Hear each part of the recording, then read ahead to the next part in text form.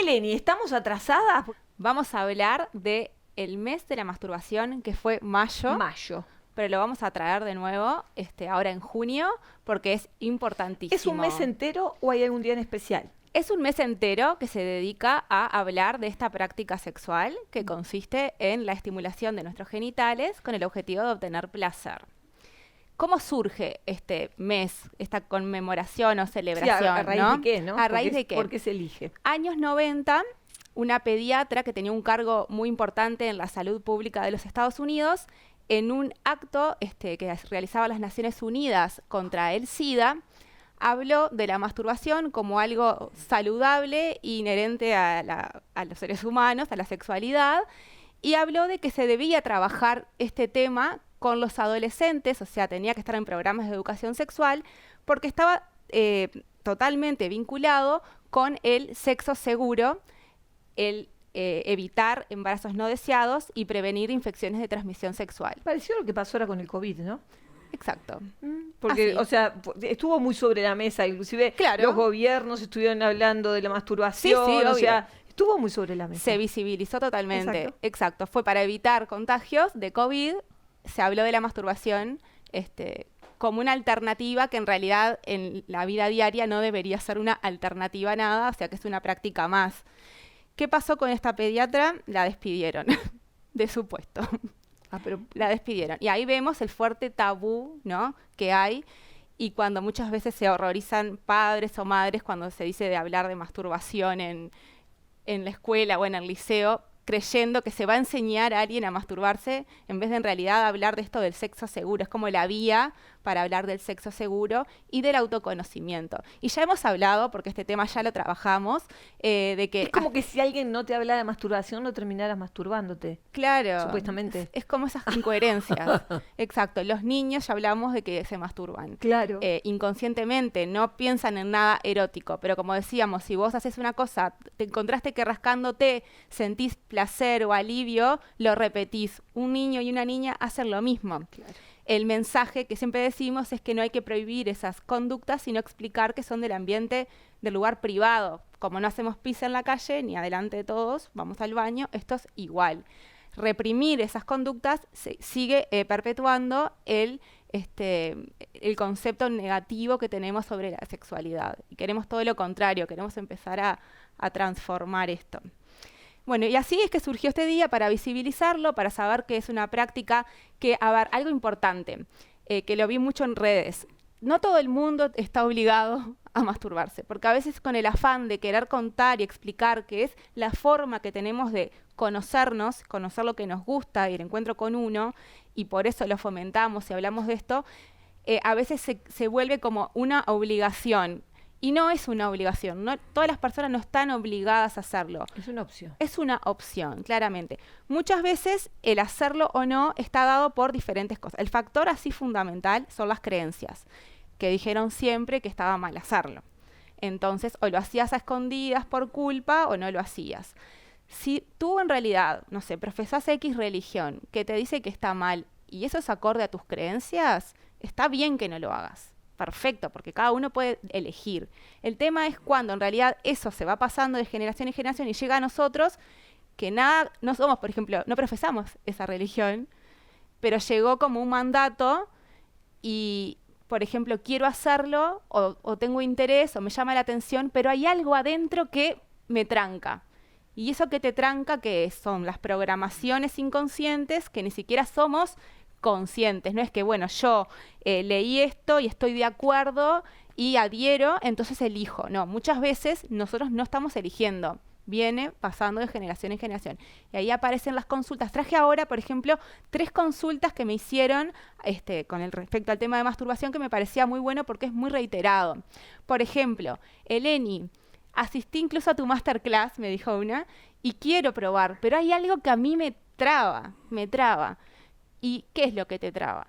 Es toda esa mochila de creencias que obviamente no se derriban de un día para el otro. Nosotros fuimos sociabilizados muchos años bajo una forma, un guión, un paradigma, y romperlo implica muchas cosas. Implica enfrentarse a cosas del pasado, Claro, no a solo instituciones, a la sociedad. claro, Entonces, a la familia. a la familia. Entonces, siempre cuando uno le despierta como esa cosa del cambio, saber que respetarse a uno mismo del proceso, de que no estoy obligada a hacerlo obligado y voy a respetar un proceso que cuando es un cambio lleva etapas. Claro. Lleva etapas. Entonces la consulta era, yo sé que lo quiero hacer, o sea, yo sí quiero, pero no puedo, hay algo que no puedo. Entonces, ¿cuál es la recomendación? Una recomendación que es no seguir tips de blogs, por ejemplo. Seguir técnicas de masturbación y otra cosa. A veces la palabra masturbación genera rechazo por estas creencias, entonces a mí me gusta más hablar de autoplacer o autoexploración, que tienen que ver más con el cometido, de conocernos y de pasarla bien. Entonces, bueno, ojo con los tips, porque no es que todos tenemos una sexualidad igual y no a todas las personas nos gustan las mismas cosas. Entonces no podemos aplicar lo que diga en el tip, capaz que yo voy y lo quiero replicar y no me funciona, entonces empiezo con que tengo un problema, con que estoy fallado. Entonces la invitación es que si tenés ganas, explores. Que sepas que hay creencias que son las que nos trancan, entonces eso ya lo sabemos. Después conseguir información de fuentes confiables y después otra parte de todo este proceso es habilitarme. Capaz que habilitarme no es desde el primer día. Claro. Capaz que me va a costar habilitarme. Claro, claro. Pero sabiendo que estoy en un proceso y que si yo ya decidí que tengo ganas ya di como subí 3 escalones.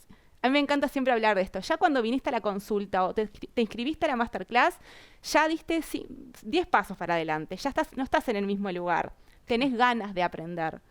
Y como siempre, la sexualidad es aprender. Entonces, bueno, esto de permitirse explorar, permitirse jugar, habilitarnos a sentir. No nos enseñan, o muchas veces tenemos bloqueos con el habilitarnos a sentir, con tener problema para tocarnos a nosotros mismos, ¿no? Claro. Viene por ahí. Algo que facilita, por ejemplo, esto de, bueno, me da cuesta tocarme y te puede facilitar, es el tema de los juguetes sexuales, que es como una herramienta súper útil que se usa. Tiene un uso terapéutico, los juguetes sexuales tienen uso terapéutico y también tienen uso de juego, de juguete. Que lo importante es saber que no vienen a sustituir a personas. ¿Pero a vos te parece que puede ser más fácil una persona que está como con algún prejuicio para autosatisfacerse, Sí. el poder usar un juguete? Sí. ¿Te parece que es más fácil? Sí, porque a veces nos pasa que no sabemos cómo tocar, no sabemos dónde tocar, tenemos miedo hasta de lastimarnos. Hay gente que tiene miedo de lastimarse, no sabe por dónde ir. Entonces necesitamos primero conocer nuestro cuerpo, nuestra genitalidad, aunque la sexualidad y el mapa erógeno de las personas es más que lo genital, pero por lo menos saber que existe, saber por dónde ir, ¿no? Y a veces hay personas que les da impresión tocar. Entonces el juguete podría ser algo intermedio. Claro, de repente los juguetes tienen una vibración o algo y por lo menos llego a través de eso y me permito sentir. Es como jugar a permitirse sentir. Pero la veo difícil ir a comprarlo. ¿Qué querés que te diga, Eleni?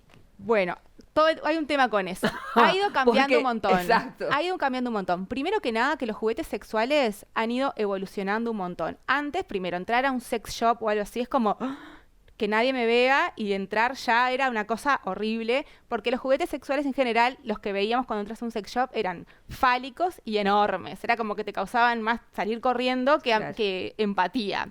Hoy han cambiado, son súper minimalistas, chiquitos, con formas no fálicas, con formas de, yo qué sé, de pingüinito, de todo, de colores, que no parecen un juguete sexual. Vos lo podés tener ahí y no parecen un juguete sexual. Entonces eso lleva a que nos empecemos como a amigar. Hay tiendas online, no tenés por qué, si te da pudor, podés... Yo pensando en el primer paso, ¿no? Que lo utilizo como algo de que estoy saliendo de algo que me genera como que no sé si lo quiero hacer o no, y en lugar de hacerlo o no, voy a un sex shop, a eso me refería, ¿no? O sea que bueno, podemos comprarlo online. Claro, lo podemos comprar, podemos elegir el catálogo, viene cerrado, me puede dar impresión, nada, es un proceso, es de a poco. Acá son como algunas herramientas que nos pueden ir permitiendo. Otra cosa es, otra consulta es, Eleni, yo la verdad es que no siento nada con masturbarme, o la idea de... Muchas veces ese no sentir nada, podés no sentir nada, obviamente. Claro. Otras veces está asociado con expectativas de que yo debería sentir tal cosa. Y otras veces, de nuevo, las creencias. ¿Por qué? Porque a veces creemos que el autoplacer es simplemente tocar un botón de mi cuerpo que activa algo. Y en realidad, ¿cuál es el órgano sexual más importante? La mente. Si no estamos mente y cuerpo en juego alineados, por más que yo toque el lugar que es el punto de mayor placer que tenga, no se va a activar nada de mi respuesta sexual. Entonces, acá otra vez las creencias, de nuevo, están jugando. Entonces, muchas veces el no sentir nada es no habilitarme, por ejemplo, a saber cuál es mi imaginario erótico. ¿Qué cosas a mí, qué recursos son los que a mí me estimulan? Claro. Si son visuales, si son auditivos, si tengo que tocar algo, ¿no? Eso no lo sabemos. Y la última que me parece muy importante saber es que una mamá me escribió preocupada porque su hijo adolescente le dijo que masturbarse generaba adicción, era una conducta que generaba adicción y bajaba la productividad en tu vida. Y la madre me escribió desesperada diciéndome, pero yo ya sé que no es así.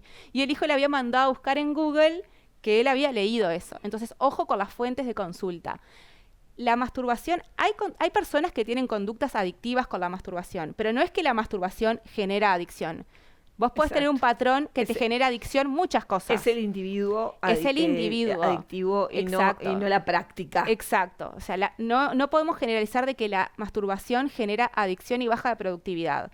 El problema está cuando vos dejas de hacer muchas cosas de tu vida simplemente para focalizarte en eso. Exacto. Pero sería eso o cualquier otra cosa. O cualquier otra cosa. Exacto. Perfecto. Gracias, me hacen así. Me hacen así. Como siempre, genial. Gracias. Gracias, Lourdes. Bueno, nosotros continuamos.